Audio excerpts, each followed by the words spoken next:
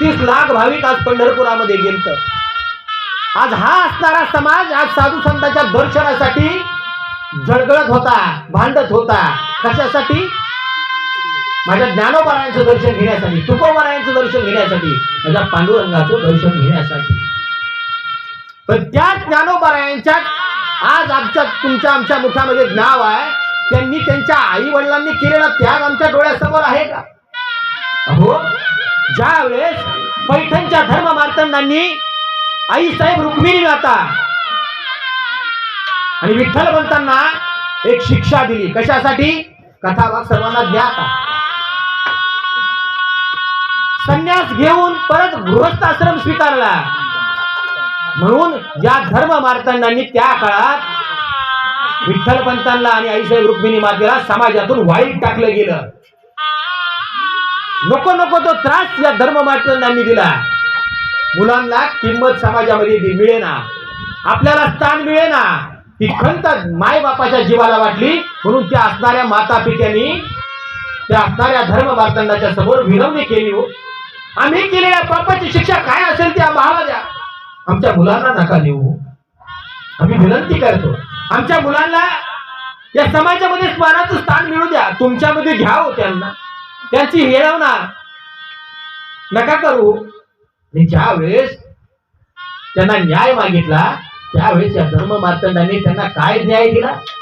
पैठणच्या पीठाने काय न्याय दिला? आईसाहेब रुक्मिणी माता आणि विठ्ठलपंतांना न्याय दिला. हातामध्ये जे शुद्धीपत्रक दिलं त्यामध्ये काय होतं? नक्कीच आम्ही तुमच्या मुलाला समाजामध्ये स्थान देऊ, पण त्यासाठी तुम्हाला काय करावे लागेल? देहांत पाहिजे.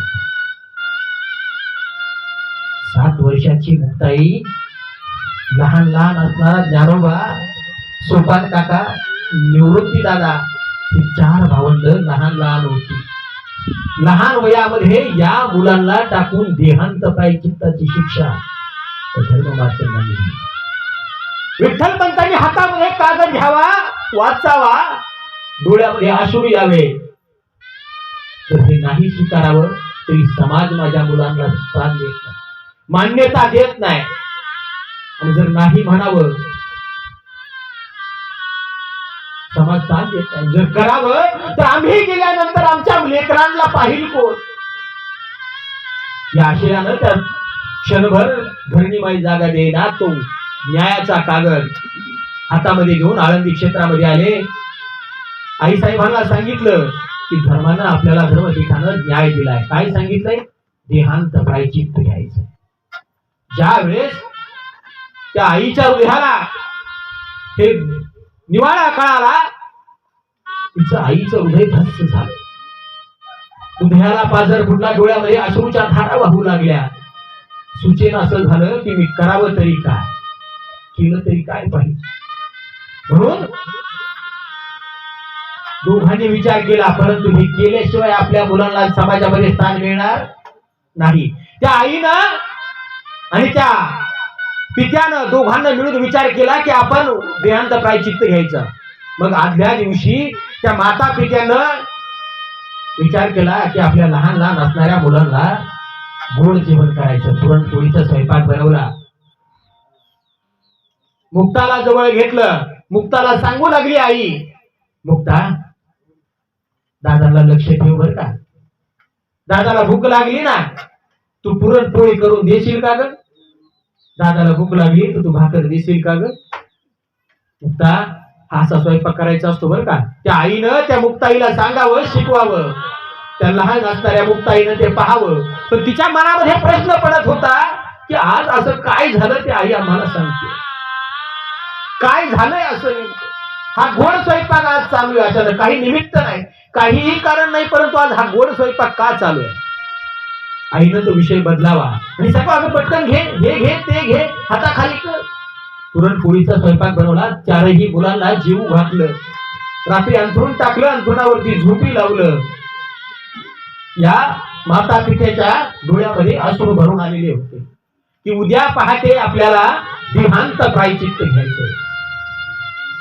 म्हणून त्या माता पित्यांनी, आईसाहेब रुक्मिणी आणि विठ्ठलपंतांनी डोळ्याला डोळा लागला, मुलांना झोपी लावलं, डोक्यावरून हात फिरवला ती आई असणारी मुक्ताईकडे पाहायची, माझी मुक्ताई कशी जगेल माझ्या पाठीमाग, माझा ज्ञाना कसा जगेल अजून कळत नाही समाजाला, कसा सहन करेल हा समाज, त्रास देणार आहे, कसा सहन करेल. निवृत्ती दादांना विठ्ठलपंतांनी चिठ्ठी लिहून ठेवली, कारण कळणारा फक्त घरामध्ये मोठा असणारा निवृत्ती दादा होता. दादाला लिहून ठेवलं होतं की दादा, ज्या वेळेस आम्ही तुम्हाला दिसणार नाही त्यावेळेस या तिघांची जबाबदारी निवृत्ती तुझ्यावर आहे. मुक्ताई लहान आहे, 7 वर्षाची आहे, तिला सांभाळ, ज्ञानदादाला सांभाळ, सोपान काकाला सांभाळ, ही जबाबदारी तुझ्यावर आहे दादा. ज्या वेळेस आम्ही तुला दिसणार नाही त्यावेळेस यांची जबाबदारी तुझ्यावर आहे. पाहता पाहता रात्र होत गेली. अचानक विठ्ठलपंतांना जाणीव झाली की आपली जाण्याची वेळ आली आहे. पहाटे पहाटे विठ्ठलपंतांनी उठावं आणि दारापाशी जाऊन उभा राहावं. त्या आईला, त्या रुक्मिणी मातेला खुणवलं, आपली जाण्याची वेळ आली. त्या आईला डोळा लागत नव्हता की आज आम्हाला देहांत प्रायश्चित घ्यायचे, आम्ही गेल्यानंतर माझी मुलं पोरकी होणार आहे. ती आई गेल्यानंतर या मुलांना आई दिसणार नाही, बाप दिसणार नाही, इतकं भयान परिस्थिती होणार आहे. मग अशा वेळेस कसा पाय निघल त्या मातेचा, त्या आईचा. त्या आईनं मुलांकडे पाहावं, डोक्यावरून हात फिरवावं, पटापट मुके घ्यावे, डोळ्यातले अश्रू पुसावे आणि पुढे पाहावं, विठ्ठलपंत उभे आहे. आणि खरं सांगू मायबाप, पतिव्रतेचा धर्म आहे. जो पती करेल त्याच्या पावलावर पाऊल ठेवून चालणं हे पतिव्रता धर्म आहे. तिनं पतीच्या पावलावर पाऊल ठेवून देहांत प्रायश्चित्त घेण्याचं ठाम बांधलेलं होतं. त्या मातेनं मुलांकडे पाहिलं आणि शेवटी निर्णय घेतला.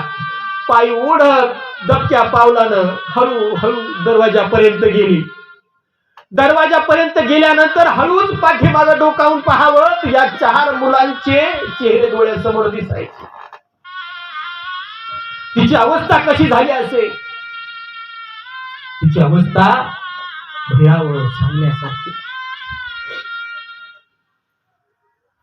आज घायाळ पक्षीनी जाई पिलाना भेटाया, माया मंदिर हलले लागे कळस फुटाया, माया मंदिर हलले लागे कळस फुटाया.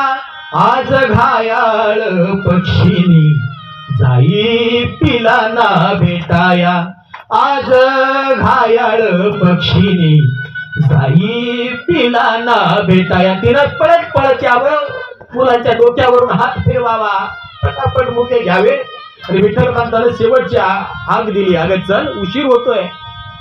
पुनवलं आणि पटकन तिनं कुठलाही विचार न करता डोळ्यातले अश्रू पुसले, दरवाजापाशी गेली आणि पाहता पाहता दरवाजापासून बाहेर निघले.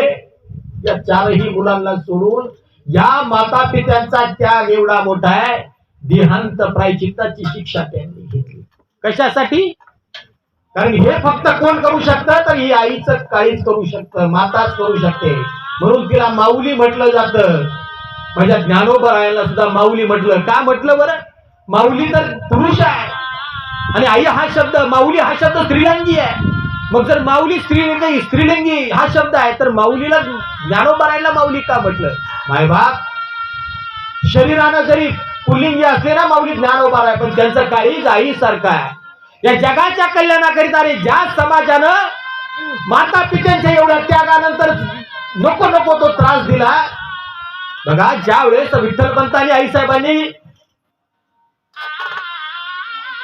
देहत्याग केला आणि पाठीमागा असणाऱ्या समाजानं यांना खाण्यामध्ये, यांच्या अन्नामध्ये सुद्धा माती कालवली. त्या समाजानं मुक्ताईला, 7 वर्षाच्या मुक्ताईला भूक लागावी, तिने सांगावं दादा भूक लागली रे, 4 दिवस झालं भूक लागली दादा, काहीतरी आणणार रे दादा. ज्ञानोबरायानं आपल्या टाकेमध्ये झोळी घ्यावी आणि गावामध्ये मधुकरी मागण्यासाठी जावं.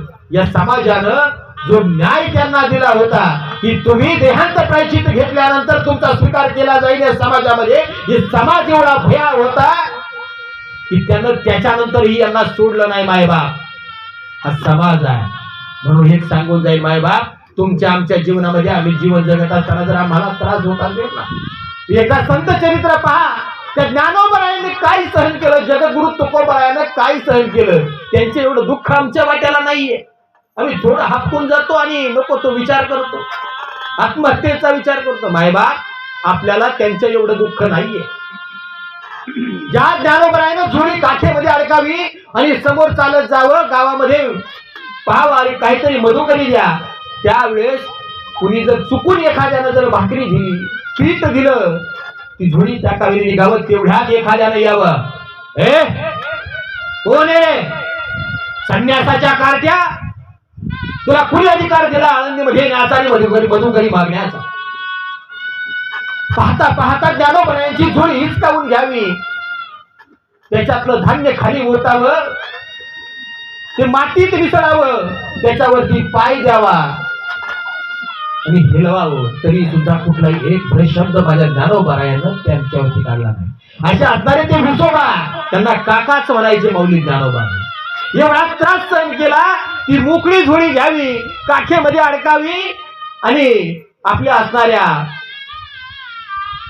कुटीकडे जावं. ज्या वेळेस सिद्ध बेटाकडे जावं, बेटाकडे जात असताना समोरून उभा 7 वर्षाच्या मुक्ताई तिकडून वाट पाहते. तिला वाटते दादा काहीतरी घेऊन आला असेल रे मला खायला, दादा काहीतरी आणलं असेल रे.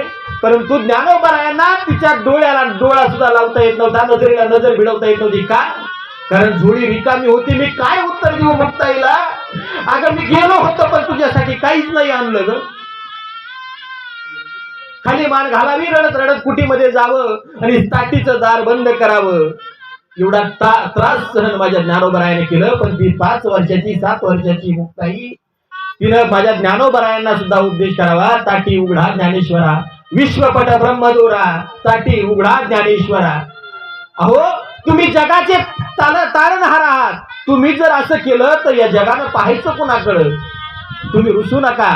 त्या मुक्ताईनं ज्ञानोबरायांना सांगावं, एवढी महान ज्ञानी मुलं असणारी, त्याच्यासाठी त्यांच्या आई वडिलांनी केलेला त्याग आम्हाला विसरता कामा नये, कारण ते करू शकते फक्त एक माता. म्हणून आज आमच्या यमुना आई आमच्यातून गेली मायबाप. आज 1 वर्ष झालं, पण आज आमच्या यमुना आईचा चेहरा समोर पाहिला ना की आमच्या डोळ्यामध्ये असून येत असेल. म्हणजे संदीप मामाच्या असेल, देवदास मामाच्या असेल, डोळ्यात पाणी येईल आज. कारण आम्हाला आज आई आठवेल की होतं त्यावेळेस तिनं आमच्या तोंडामध्ये घास भरायची. आई होती तरी काय, आई मायेचा सागर होती. एखाद्या गायीनं वासराला चाटावं, हंबरटा फोडावा, त्याच्यामध्ये आम्हाला मातृत्व दिसावं. हंबरून वासराला चाटती जवा गाय, तवा मले तिच्यामध्ये दिसते माझी माय, दिसते माझी माय. हंबरून वासराला